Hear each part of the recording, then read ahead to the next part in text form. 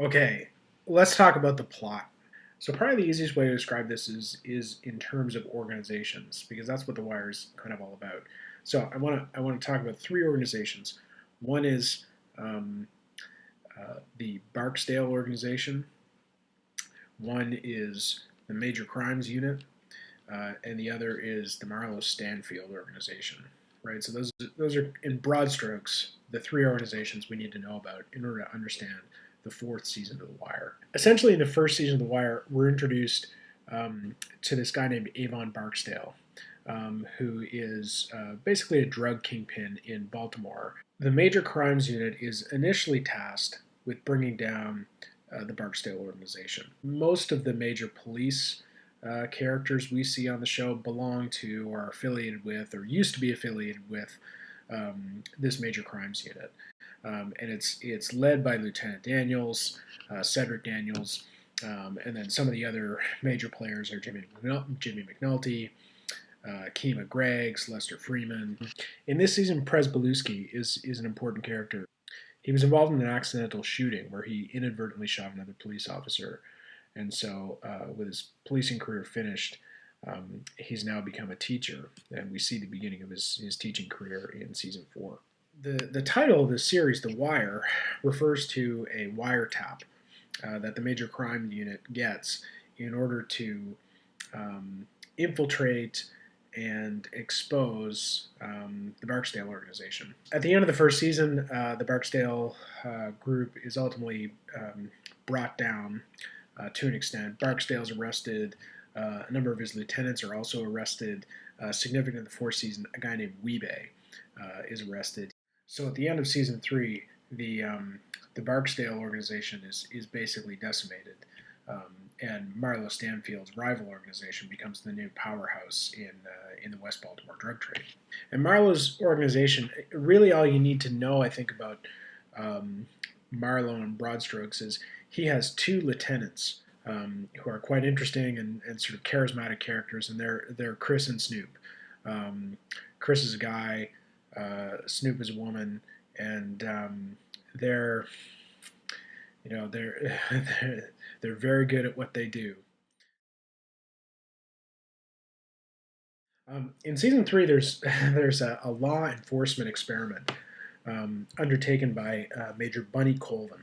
Bunny gets this ingenious idea that he is going to relocate the drug trade to a particular zone in his district, and then communicate to the drug dealers that he will not enforce the law in that zone.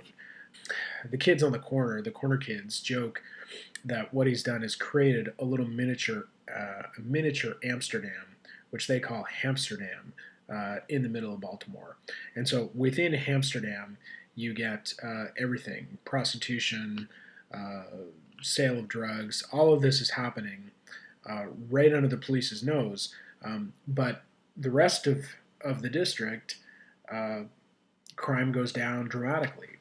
And so there's a real sort of debate within the season about whether or not this is an effective policing strategy. Now, the reason this will become important is because in season four, Bunny Colvin's reputation precedes him, and he's asked to undertake another sort of experimental measure, but this time within the education system.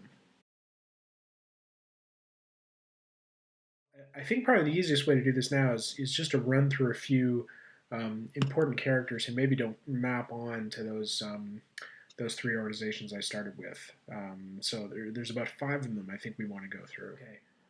First, I want to talk about Tommy Carcetti. So Tommy Carcetti is a municipal politician, and in this season of The Wire, he is running for mayor of Baltimore. I don't know that he's a nice guy, but he is something of an idealist. He does believe, I think, that he can solve the city's problems. We'll see how that goes. Bodie Broaddus. So Bodie is, for a long time, he's one of the sort of mid-level guys in the Barksdale organization.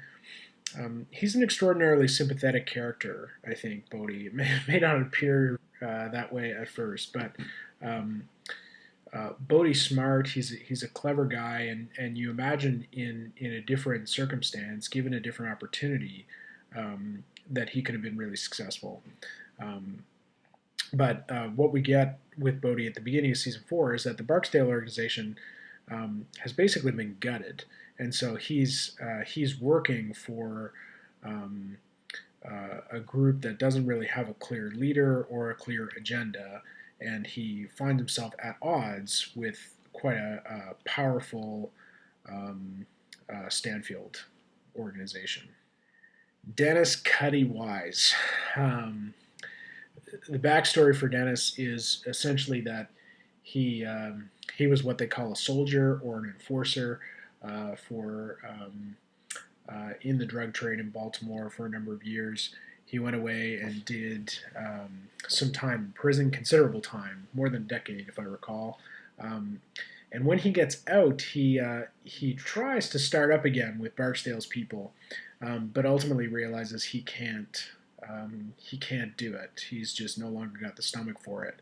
And so afterwards, um, Cuddy tries to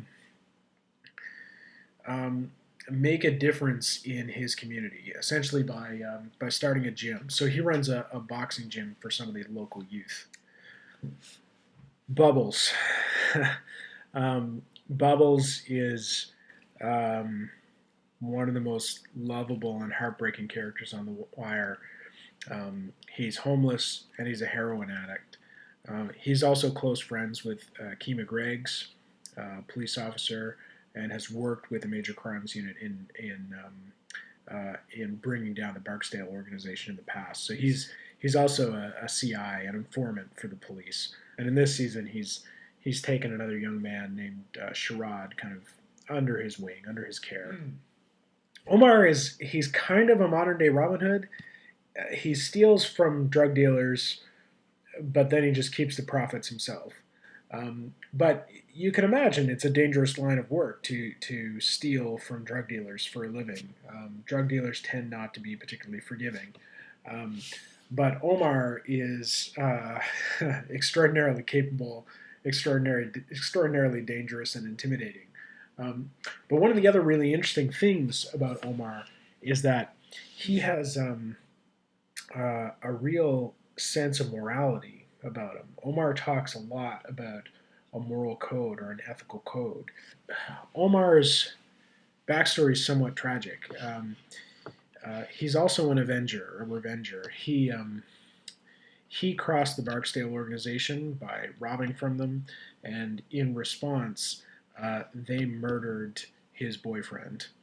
And so Omar responds by going on a crusade against the Barksdale organization, initially trying to murder Avon Barksdale, but he also delivers testimony that helps to put away some members of the Barksdale organization. I really hope you enjoy the show. It is really wonderful. It's a masterpiece, a kind of collaborative masterpiece when you think of the directing talent, the writing talent, the acting talent. Um, the Wire is an incredible artistic analysis of contemporary politics, and I think it's going to illuminate a lot of big questions for us in the course of our discussion. Okay, I'll see you in class. Bye.